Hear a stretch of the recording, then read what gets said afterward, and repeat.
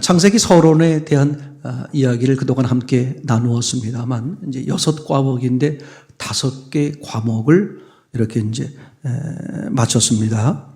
근데 오늘은 오후 시간을 통해서 이 5개 과목을 다시 한번 간략하게 정리를 하려고 합니다. 지금 6가지 중에 5가지를 잠깐 정리하려고 하는데, 첫 번째는 설계도 시각과 사진 시각에 대한 이야기입니다. 즉 성경을 어떻게 볼 거냐 하는 이제 그런 이야기가 되겠죠. 다시 말하면 창조가 먼저이냐, 그 다음에 성경 기록, 그죠? 기록이 먼저이냐, 창조가 먼저이냐. 다시 말하면 창조가 먼저이냐, 성경이 먼저이냐.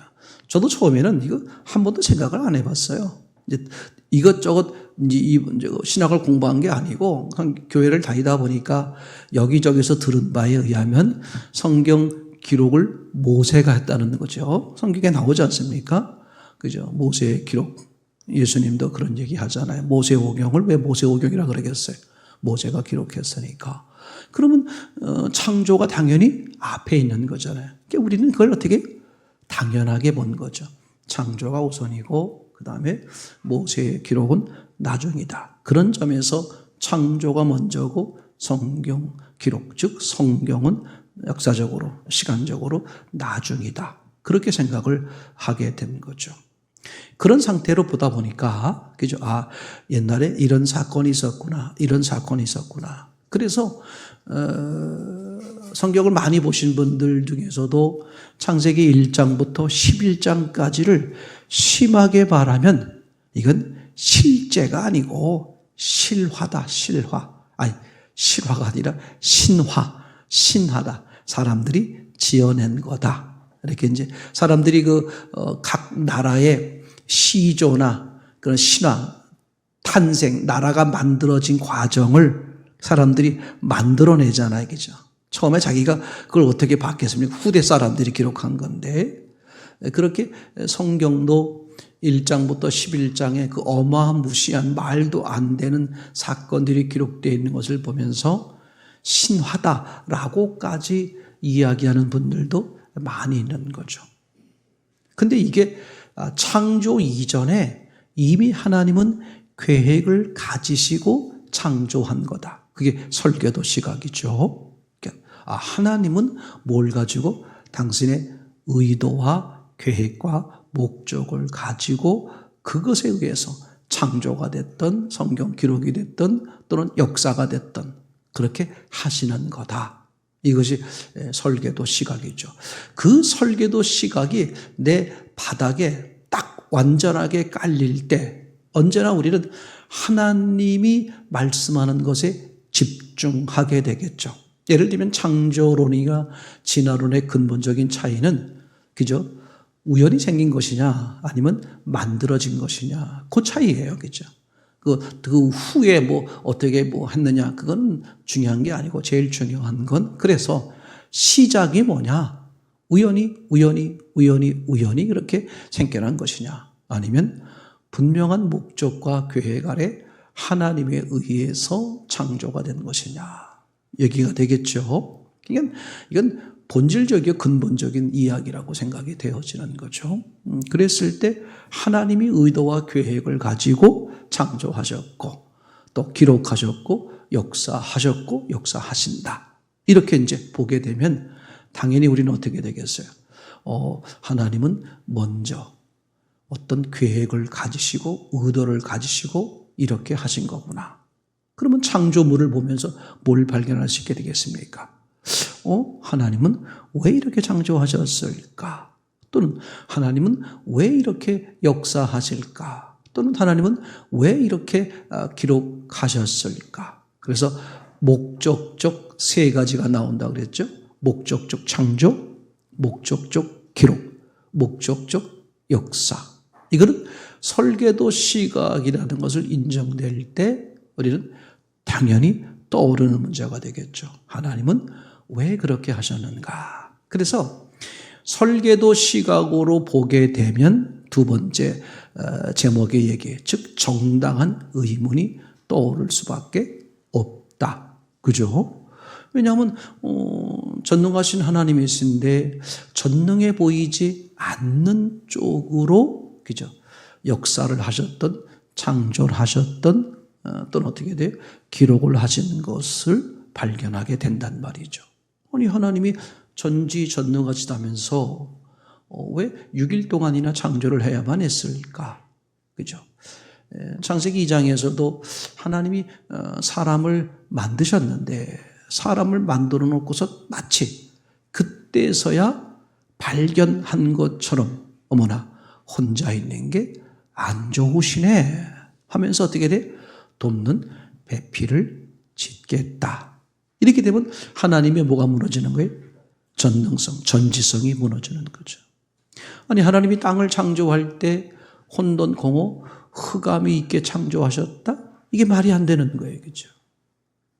반드시 이건 우리가 알지 못하는 그 시간 속에서 하나님이 좋게 창조하셨는데 어떤 문제가 발생해서 땅이 이 모양 이 지경으로 깨지게 되었다. 그래서 1장 3절 하나님이 다시 땅을 회복하는, 좋게 만드시는 방향으로 이끌어 가신다. 이렇게 이제 생각을 하게 되는 거잖아요. 그런데 계획과 목적과 의도가, 즉 성경이죠. 하나님의 의도, 성경이 먼저 있었다는 것이 전제가 되면 하나님 어떻게 하신다? 땅을 혼돈, 공허, 흑암이 있게 만드셨구나. 그것에 대한 누구도 변명할 수 없는 객관적 확실한 증거 중에 하나가 뭐냐 하면, 첫째 날 땅을 만드시고 물을 만드셨는데, 아니 죄송해요, 땅을 만드시고 빛을 만드셨는데 하나님이 그 빛에 대해서 보시기에 좋았다 이렇게 말씀하셨단 말이죠. 그러면 뭘 빼놓은 거예요? 그 앞에 땅은 빼놓은 거죠. 그러면 땅에 대해서는 보시기에 좋았다는 말씀을 안 하셨다. 그죠? 둘째 날도 보시기에 좋았다는 말씀을 안 하셨고, 또 사람, 같은 날 동물과 사람을 만드셨는데 동물에 대한 평가는 좋다 말씀하셨는데 사람에 대한 평가는 없으셨다. 그러니까 하나님은 의도적으로 계획을 가지고 전지전능함에도 불구하고 일부러 그렇게 만드신 것이다. 그죠? 그럼 우리는 그렇게 성경을 보게 되면 뭐가 떠올라요? 정당한 의문이 떠오르죠. 하나님은 왜 전능하신데, 또 왜 전지하신데 왜 사람을 마치 혼자 만들어 놓고, 만들 땐 몰랐는데 만들어 놓고 보니까 어머나 이거 내가 잘못됐네, 혼자 있는 게 안 좋구나, 하나를 더 만들어야지, 마치 전지하지 않아서, 마치 전능하지 않아서 한 것처럼 그렇게 보인단 말이죠. 그럼 하나님은 전지와 전능이 무너지면 뭐예요? 그건 더 이상 하나님이 신이 아닌 거죠. 그렇죠? 그러니까 하나님은 전능하심에도 전지하심에도 불구하고 어떤 계획, 목적이 있기 때문에 의도적으로 어떻게 돼요? 좋아 보이지 않게 만드셨다. 그러면 좋아 보이지 않으시면 당신이 만들었더라도 어떻게 해야 돼요? 좋아 보이지 않는다. 빛은 좋아 보인다. 땅은 좋아 보이지 않는다. 둘째 날은 좋아 보이지 않는다. 사람들은 좋아 보이지 않는다. 라고 평가를 하면 좋은데, 그죠? 땅에 대해서, 둘째 날에 대해서, 사람에 대해서 보시기에 좋았다는 말을 안 했단 말이죠. 거기는 두 번째 하나님의 의도가 있는 거죠. 첫 번째, 다른 것은 보시기에 좋았다라고 했는데 땅에 대해서는 보시기에 좋았다라고 안 했다는 뜻은 보시기에 좋게 만든 게 아니다. 어떻게? 의도적으로 당신이 보시기에 좋았다는 말을 중간중간에 했으니까 안 한 것은 일부러, 당신이 아시면서도 일부러 보시기에 좋아 보이지 않게 만들었다 하는 분명한 이유가 되고, 두 번째는 보시기에 좋지 않으면 보시기에 좋지 않다라고 말씀하시면 되는데 뭘로 했어요? 침묵으로 일관하셨다. 그래 놓고 맨 마지막에 가서 지금까지 지은 모든 것을 보시니 보시기에 심히 좋다. 이렇게 말씀하신 것과 연관시켜서 그때 보시기에 좋았다는 말을 안 한 것은 의도적으로 그렇게 하신 거다. 왜냐하면 저 뒤에 전체 평가에 심히 좋다는 말이 나오는 걸 보니까 과정 속에서 좋아 보이지 않게 만든 것이 나중에 뭐가 될 수 있다. 더욱 최고로 좋아질 수 있는 그 길이 있기 때문에 하나님이 의도적으로 처음부터 어떻게 그죠? 이 부분에 대해서는 좋아 보이지 않게 만드셨다 하는 하나님의 계획이나 의도를 우리가 발견하게 되는 거죠. 이 정당한 의문을 갖는 것은 저도 교회 처음 다닐 때 그랬습니다만 성경을 의심하는 거 아니냐, 예수님을 모독하는 거 아니냐라는 그런 생각이 들었습니다만 분명한 사실은 성경은 하나님이 일부러 의도적으로 정당한 의문이 생기도록 기록을 하셨다. 아멘. 이게 참 놀라운 거더라고요. 그러니까 정당한 의문이 생기면 우리는 어떻게 되겠습니까? 하나님이 왜 이러셨지? 그러면서 설계도 시각 속으로 들어가겠죠. 의도가 뭐야? 무슨 계획을 가지고 계신 거야? 어떻게 하려고 그러시는 거지? 얘기되겠죠. 그렇죠. 이게 너무 놀라워져요. 그러면서 어떻게 돼요? 그 부분에 대해서 어떻게 돼? 집중하게 되겠죠. 그렇죠. 그래서 이제 세 번째 방법의 얘기가 나오겠죠. 하나님의 역사 방법. 즉 하나님은 뭘 하시느냐? 알고 싶어 하는 사람에게 그죠? 알고 싶어 하는 만큼 그다음에 알고 싶어 하는 방향으로. 왜 그러냐면요. 왜 성경을 설계도 시각으로 쓰시고 정당한 의문이 들게 했냐 하면 성경을 통해서 하나님이 이런 분이구나 저런 분이구나 그걸 알게 하려고 하는 게 목적이 아니기 때문에 그래요. 그 하나님과 뭐 하고 싶어서? 교제, 관계하고 싶어서. 그러니까 정당한 의문이 들면 그죠? 그것에 대한 어떻게 돼? 궁금증이 생기잖아요. 그럼 어떻게 돼? 그 성경 사건 속에 계신 하나님을 어떻게 내가 직접 만나게 되는 거거든요. 그러니까 하나님은 성경을 통해서 나를 직접 만나는 것, 하나님과 관계하는 것이 실제란 말이에요. 성경 단순히 성경 지식을 알게 하고 하나님이 이런 분 저런 분인 걸 알게 해서 하나님에 대한 논문도 쓰게 하고 그런 게 아니고 목적은 성경을 통해서 실제로 계신 하나님을 내가 실제로 만나게 하려니까 얘기되겠죠. 그래서 하나님의 역사 방법까지 우리가 연결이 되는 거겠죠. 하나님은 창조보다 성경이 먼저 있었다. 즉 하나님의 의도와 계획이 먼저 있었다. 이렇게 얘기가 되는 거겠죠. 그래서 하나님은 어떻게 의도를 가지고 뭐라고 썼다? 정당한 의문이 들도록. 그죠? 이게 왜 그러냐? 인격적 관계, 실제로 인격적 관계를 맺고 싶기 때문에 그래요.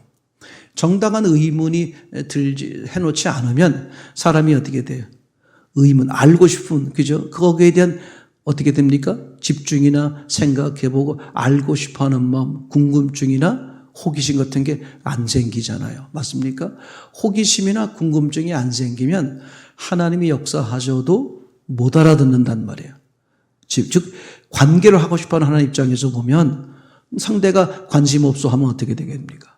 아무리 말씀하셔도 못 듣겠죠. 물론 천둥을 치고 벼락을 치고 이렇게 하는 방법으로 알게 할 수 있지만 그건 직접적인 방법이 아닌 거죠. 하나님이 궁극적으로 원하는 것은 영이신 하나님이 그죠? 당신과 뭐 하고 싶은 거야?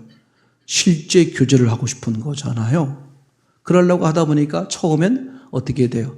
간접적인 방법을 쓰는 거죠. 눈에 보이게, 귀에 들리게, 만져지게. 그래서 그 선지자 얘기할 때 아론과 미리암에게 너희 중에 선지자가 있느냐? 내가 꿈이나 환상으로 말하였지만 내 종 모세와는 그렇지 아니하니 그는 세상에서 가장 온유한 자다. 그죠? 어떻게 하면서 어떻게 하는 이분은 내가 영으로 직접 교제가 가능한 이런 관계의 신앙이다 라고 말하는 거죠. 그것 때문에 민수기 12장에서 모세가 껍데기가 이방 여자와 결혼했음에도 불구하고 어떻게 돼요? 하나님은 한 번도 모세를 책망하지를 않는 장면이 나오죠. 왜냐하면 모세는 내면, 중심을 보는 거라니, 영을 보는, 육을 보는 게 아니죠. 근데 미리암과 그 아론은 육을 보는 거죠. 이방 여자인데 육체가 이렇게 보는 거죠. 예수님은 모세는 사람이 육체가 이방 사람이면 어때? 그의 중심이 하나님을 받아들였다면 맞습니까? 그러니까 하나님은 그걸 인정하는 거예요. 모세의 그 신앙을 인정하는 거죠. 이건 아예 모세가 뭐 이방 여자 이런 얘기 자체를 안 해버리는 거야. 그건 너무나 당연한 거 아니냐. 처음엔 사람은 어딜 바라봐요? 육을 바라보잖아요. 그죠? 육을 바라보는데 뭔가 이게 문제가 있는 거야. 그럼 뭐지? 하면서 이제 육을 넘어선 자기 지식과 경험과 한계를 넘어선 세계, 즉 영의 세계로 들어가게 되겠죠. 그때 하나님이 역사하셔서 만나게 되고 관계하는 것을 보게 되겠죠. 이렇게 하나님의 역사 방법이 바로 그런 거라고 그랬죠. 궁금증이 생기게 해서 원하는 사람에게 원하는 만큼 원하는 방향으로 역사하신다. 얘기 되겠죠. 이제 그러면 네 번째로 넘어가면 그렇게 하였음에도 불구하고 그죠? 유대인들 그렇게 하나님과 섬기며 목숨을 여기고 있던 유대인들은 어떻게 됐습니까? 그 하나님을 목숨처럼 여기는 분임에도 불구하고 하나님의 약속인 메시아, 즉 이 땅에 오신 하나님을 알아보지 못했을 뿐만 아니라 알아보지 못하니까 무슨 문제가 생기는 거예요. 그분을 대적하게 되고 죽이는데 앞장서게 된 것이다. 얘기 되겠죠. 그래서 성경의 해석 방법에 문제가 있었다. 성경을 잘못 봤다. 이렇게 이제 지적하는 거죠. 그걸 마태복음 5장에 기록했다는 게 아주 중요한 거예요. 즉 유대인들 향해서 이미 성경을 말씀을 하나님을 믿고 있다고 말하는 사람들에게 왜 너희가 하나님과 하나님의 능력과 그죠 말씀을 오해할 수밖에 없었느냐? 그것은 하나님이 말씀한 성경을 잘못 봤다는 거죠. 즉 너희 입장에서 너희 기준에서 봤다는 거죠. 어느 쪽에서 쓰신 분 하나님을 기준에 하나님 입장에서 하나님 쓰신 분 입장에서 봐야 되는데 너희 입장에서 봤다는 거죠. 그러니까 하나님은 율법을 누구에게 준 것이냐 갈라디아에서 말하고 있는 것처럼 이미 죄인된 자에게 더해 준 거죠. 그렇죠? 그러니까 율법은 모세로부터 왔지만 그 이전에 이미 아브라함은 의인이란 소리를 들었어요. 그죠? 아브라함이 하나님을 믿으며 여호와를 믿으며 의로 여겼다. 그죠? 그러니까 의인이 되는 것은 하나님 인정하시는 것이고 그 믿음에 의해서 만들어지는 거죠. 그 후에 율법이 430년 후에 주어졌는데 이스라엘 백성들은 그 율법을 지키면 의인되고 율법을 지키지 못하면 악인된다. 즉 하나님이 주신 성경, 하나님이 주신 의도와 다르게 본 거죠. 자신들의 시각에서 본 거예요. 하나님의 관점에서 보지 못한 거죠. 그러니까 하나님의 관점은 이미 죄인들에게 죄인인 것을 드러나게 하려고 그렇죠. 죄인인 걸 드러나게 하여 죄인된 마음으로 우리를 구원하시는 예수님 앞에 나오게 하려고 한 것이라면 이분들은 어떻게 받아들이는 거예요? 율법을 지키면 의인되고 율법을 지키지 못하면 악인된다. 전혀 출발점이 다른 거였다. 그 출발점이 다른 게 무슨 문제가 생긴다. 결국은 하나님을 모독하고 하나님이신 예수 그리스도를 죽이는데 앞장서는 거다. 이거는요 성경 전체 출발점도 마찬가지예요. 아담과 하와가 그죠? 뱀이 물었을 때 어떻게 대답했습니까? 원래 하나님이 하신 말씀이 있었고 뱀이 한 말이 있었고 그 다음에 하와가 한 말이 있었어요. 다 달랐어요. 그죠? 원래 말씀은 뭐였습니까? 다른 건 다 먹는데 절대 선악과만 먹지 마라. 왜? 반드시 죽을 테니까. 그랬더니 그게 하나님 말씀인 것을 아는 뱀은 슬쩍 끌고 와서 어떻게? 슬쩍 바꾸적이죠. 동산에 있는 모든 과일은 먹지 말라고 하더냐? 이렇게 바꾸는 거죠. 그랬더니 이 하와는 뱀의 말도 동의 안 하고 누구 말도 원래 하나님 말씀 동의 안 하고 자기 말을 하게 되죠. 그죠? 하나님이 혹시 만지지 말라 그랬다. 왜? 먹지도 말고 만지지도 말라 그랬다. 왜냐하면 혹시 죽을 수 있으니까. 먹으면 절대 죽는다. 이 말씀 앞에와 혹시 죽을 수도 있다는 말 앞에 내 선악과의 태도는 달라질 수밖에 없는 거잖아요. 그러니까 이미 하나님이 말씀한 것과 하와가 기억하고 있는 말씀이 다른 거예요. 그럼 하와는 자기 딴에 뭐라고 말해요? 나는 하나님 앞에 목숨 걸어. 하나님 내 삶의 전부야. 똑같이 마치 이단 종파에 계시는 분들이 똑같은 신앙 고백을 하잖아요. 근데 뭐가 다른 거예요? 그분들이 말하고 있는 하나님, 구원, 이 본질적인 뜻이 방향이 다른 거란 말이죠. 그렇죠? 그러니까 이름은 하나님이라고 부르지만 자기가 속내에 섬기고 있는 하나님의 본질은 다른 거죠. 그럼 하나님 외에 다른 건 뭐밖에 없어요? 우상이요, 악한 영이요. 그래서 만약에 사람으로 말하면 하나님이 주인이냐, 내가 주인이냐. 그래서 마태복음 5장 17절, 18절, 19절, 20절을 통해서 뭘 보여줍니까? 17절에서 너희들이 나를 오해하고 있다. 잘못 보고 있다. 내가 율법을 망가뜨리는 것으로. 그죠? 그들이 자기들이 율법을 잘못 받았다는 생각은 못하고 나와 다르니까 어떻게 된다? 상대가 틀렸다. 이게요, 교회 안에도요, 팽배합니다. 자기 생각과 다르면 상대를 뭘로 여기는 거예요? 틀린 거요. 심하게 말하면 적으로 여기는 거예요. 굉장히 무서운 겁니다. 그죠? 더더군다나 하나님 앞에선 또 교회 앞에서는 그렇게 하면 안 돼요. 내가 혹시 틀리지 않았는가? 어디다 비춰봐야 돼요? 하나님 말씀 앞에 내 감정, 느낌, 눈에 보고 손에 만진 거 다 내려놓고 진실하게 하나님 말씀 앞에 나를 비춰보는 게 절대적으로 중요하다 얘기되겠죠. 그걸 놓쳐버리면요 무서워요. 악한 영은 기다렸다는 듯이 그 사람의 감정, 느낌, 그 생각을 그냥 휘몰아쳐 갑니다. 이게 절대 중요한 거예요. 이렇게 지금 이제 말씀드린 것처럼 17절에서 분명히 뭐라고 말씀하셨다고요? 너희는 나를 율법을 폐하는 걸로 보는데 나는 율법을 완전케 하려 왔다. 그죠? 율법을 완전케 하는 게 뭐예요? 율법이 완전하지 않다는 말이죠. 율법은 과정이에요. 아, 내가 죄인인 것을 알게 하는 거야. 아, 내 스스로는 의로울 수 없다. 왜 세상적인 기준으로 의로울 수 있죠. 세상의 의와 세상의 정의와 세상에서 말하는 것은 하나님의 뭔가 다르기 때문에. 근데 하나님이 원하시는 의요, 선이요, 구원은 다른 거죠. 왜냐하면 하나님이 의야. 하나님 자체가 선이고 하나님 자체가 생명이죠. 근데 하나님을 떠나면 생명을 내가 만들어낼 수가 없어요.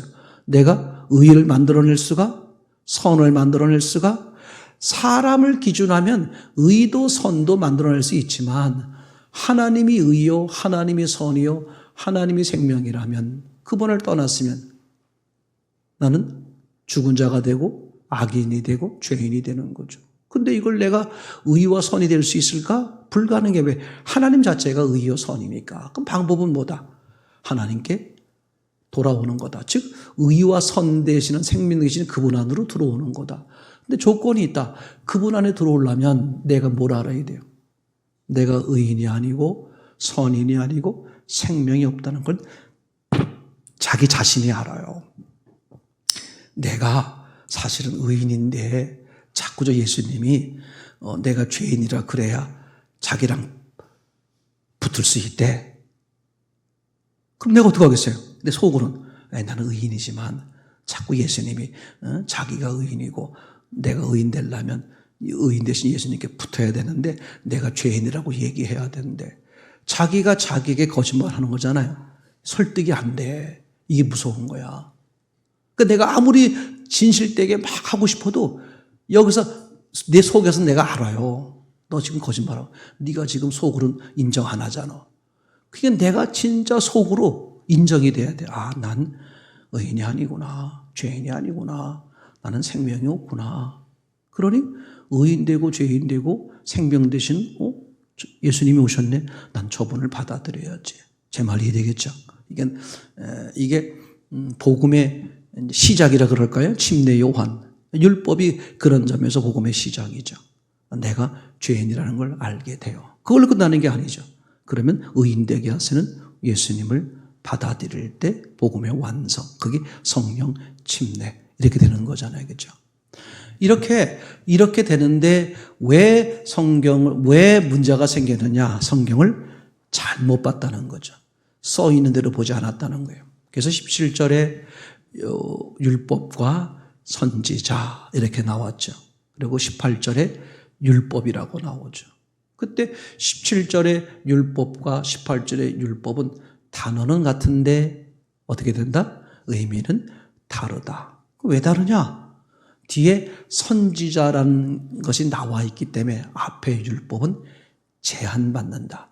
하나님이 주신 것은 구약성경밖에 없어요. 구약성경을 17절에선 율법과 선지자로 표현했으니까 그죠? 이 율법이 그동안에 어떻게 쓰였더라도 이 구절 안에서는 선지자를 빼놓은 구약성경을 말해야 앞뒤가 맞는 거잖아요. 그러니까 17절의 율법은 선지자를 빼놓은, 즉 모세가 쓴 5권 모세 오경을 말하는 거구나. 내가 보고 싶은 대로가 아니라 써 있는 대로 보는 거죠. 그러니까 이 유대인들이 써 있는 대로 보지 않았다는 걸 지금 얘기하고 싶은 거죠. 18절에 가서 율법, 19절은 계명이라 그랬어요. 근데 문맥상 율법의 의미도 18절의 율법의 의미도 구약성경 전체가 되고 19절의 계명도 문맥상 구약성경 전체가 되는 거예요. 단어가 다름에도 불구하고 의미가 같다. 이게 두 가지가 핵심이죠. 단어가 같은데 문맥에 따라서 어떻게 된다? 의미가 달라질 수 있고 또는 단어가 다른데 문맥에 따라서 어떻게 됩니까? 이게 뜻이 같을 수 있다. 얘기되겠죠. 근데 그걸 유대인들이 잘못한 거란 말이죠. 얘기되겠죠. 잘못한 거예요. 문자에 매여서 문맥을 놓쳐버리는 거죠. 얘기되겠죠? 그렇게 해서 그죠? 구약 성경에서 말하려고 그러는 메시아의 오심, 그 다음에 율법의 목적 이런 게 다 뭐야? 잘못 보게 된 결과를 가져왔다. 그죠? 그래서 20절에 이제 그 장면의 결론이죠. 한번 20절은 보셨으면 좋겠어요. 마태복음 5장 20절 시작. 내가 너희에게 이르노니 너희 의가 서기관과 바리새인보다 더 낫지 못하면 결단코 천국에 들어가지 못하리라. 아멘. 서기관과 바리새인이 만들어낸 의가 있다는 뜻이죠. 율법을 지켜서 철저하게 지켜서 만들어낸 의. 근데 그 의 가지고는 어떻게 돼요? 천국에 못 간다. 이렇겠죠? 그럼 무슨 얘기냐 하면 두 가지 의미를 볼 수 있어요. 하나는 서기관과 바리새인들이 만들어지는 의는 이 세상에서 만들어낼 수 있는 그 어떤 의보다 크다 그런 뜻이죠. 제 말이겠죠? 두 번째는 그런데 그 의 가지고 천국에 못 들어간다. 아멘. 그러면 천국은 어떤 의로 들어갈 수 있느냐? 사람의 의로는 못 들어간다. 누구의 의로? 하나님의 의로만 들어가는 거죠. 그죠? 그러면 하나님이 누구를 의인으로 쳐주느냐? 내가 처절하게 죄인이라는 사실을 발견하는 거죠. 그죠? 그리고 누구만이 의이다? 하나님만이 의이다. 그죠? 그래서 그 하나님 앞에 나온 사람을 하나님이 어떻게 얘기해요? 너 의인이구나. 그게 믿음의 조상이라고 말하는 아브라함에게 한 거죠. 그죠? 하나님을 믿음의 의로 여기셨다. 그렇게 말씀하는 거잖아요. 얘기되겠죠? 그러니까 성경을 그저 있는 대로 보는 게 얼마나 중요한지 모른다. 하나님은 성경을 구약 성경은 히브리어, 신약 성경은 주로 쓴 게 헬라어 이렇게 이제 성경을 기록하셨는데 시대가 지나면서 여러 나라가 되고 언어가 많아지면서 그 성경이 다른 나라 언어로 번역될 것까지 하나님은 이미 다 창세전에 아시는 거죠.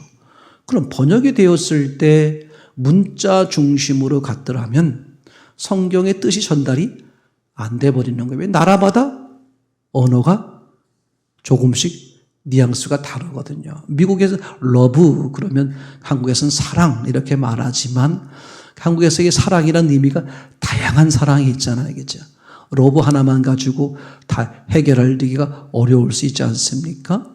그러니까 성경에서 히브리어로 헬라어로 기록되어 있는 그 단어들이 만약에 다른 나라 언어로 번역했을 때 얼마든지 어떻게 가장 근접한 우리로 말하면 창세기 1장에 태초에 하나님이 천지를 창조, 발아하셨다 이렇게 썼단 말이에요. 그 발아라는 단어를 우리 단어로 창조 이렇게 썼어요. 창조라는 것은 의미가 뭡니까? 만들어내는 거예요. 정확한 것은 없던 것에서 있는 것으로. 그러니까 재료 자체가 없는 거죠. 아무것도 없었는데 있게 하시는 그 자체가 창조, 발아라는 단어죠.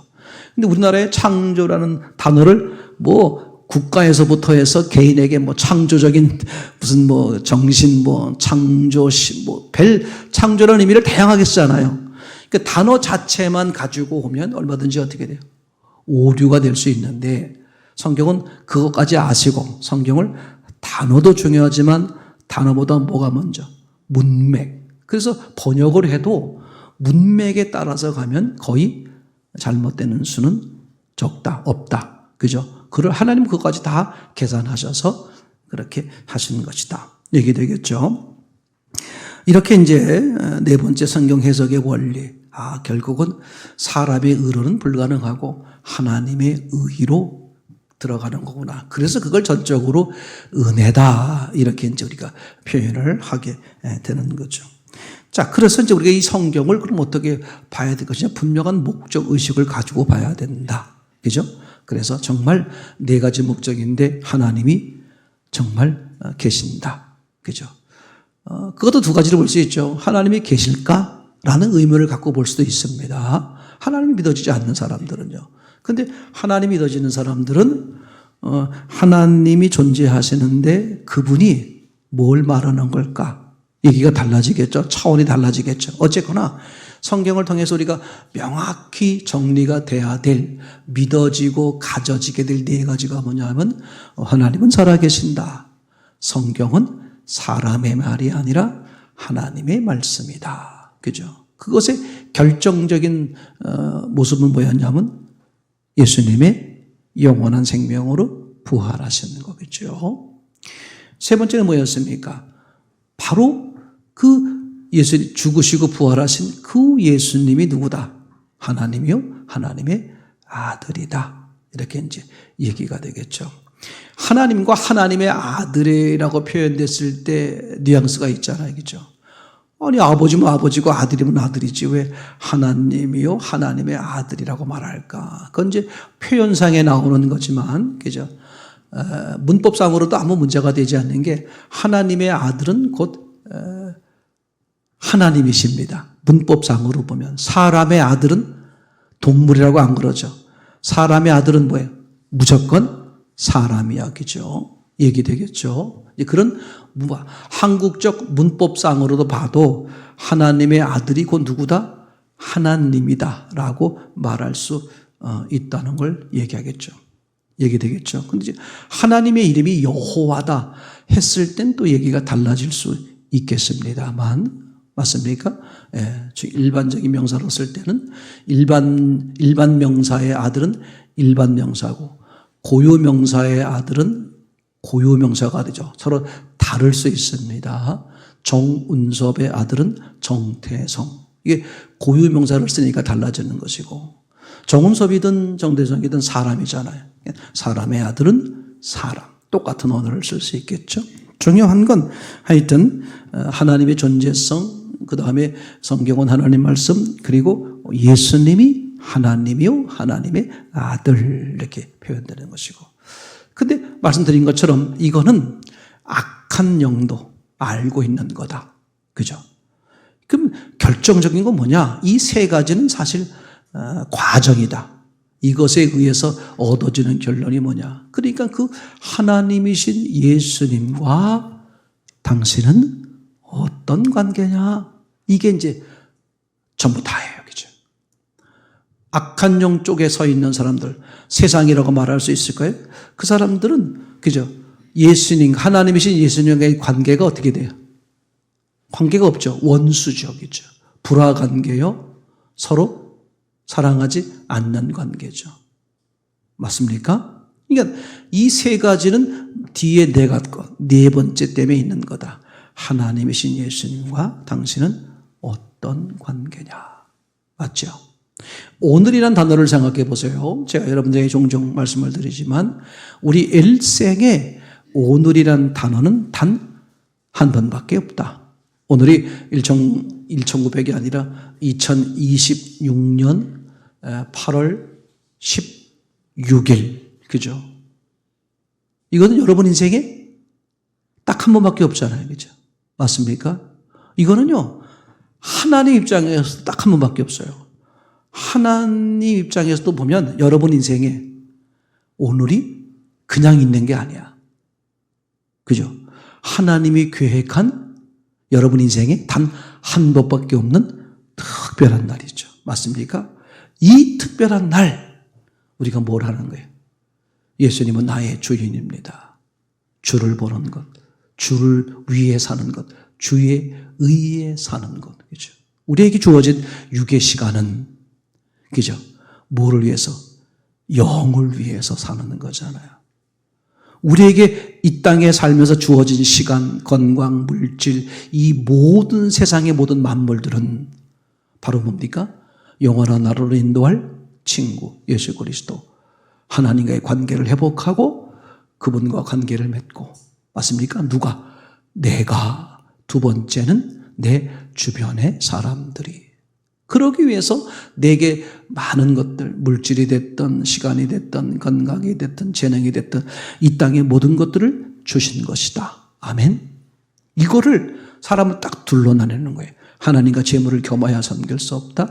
하나님이 도구로 주신 육의 것을 사람들이 어떻게 한다? 목적으로 여기고 살게 하는 거죠. 악한 영이. 속는 거잖아요.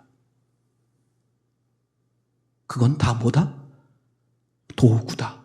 영원한 나라로 인도할 친구, 너를 인도할, 다른 사람들을 주께로 영원한 나라로 인도할 친구를 사귀는데 사용하라. 그죠? 우스갯소리로 누가 그런 얘기를 많이 하잖아요. 아끼면 똥 된다. 그런 얘기 하잖아요. 그죠? 아낄 걸 아껴야지. 없어져 버릴 건 어떻게 돼요? 아끼면 안 돼. 그죠? 활용하고 사용하는데 뭘 위해서? 주를 위해서.